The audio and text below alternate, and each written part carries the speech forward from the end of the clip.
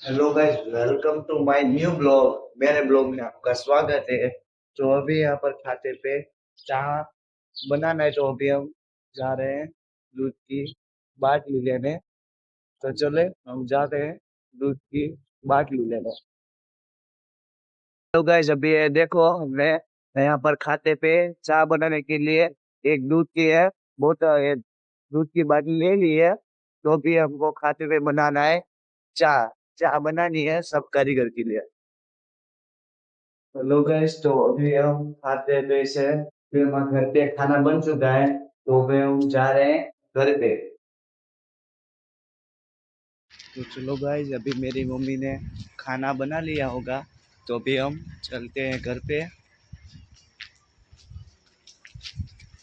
अभी मैं आप सब लोगों को मेरी मम्मी से मिलवाता हूँ। अभी हम घर पहुंच चुके हैं, तो मैं आप सबको मिलवाता हूँ मेरी मम्मी से। देखो, हेलो गाइस, हमारे चैनल को सब्सक्राइब करो, लाइक करो। देखो भाई, मम्मी ने भी बोल दिया, तो चैनल को लाइक करो और सब्सक्राइब करो। मिलते हैं हम अगले व्लॉग में।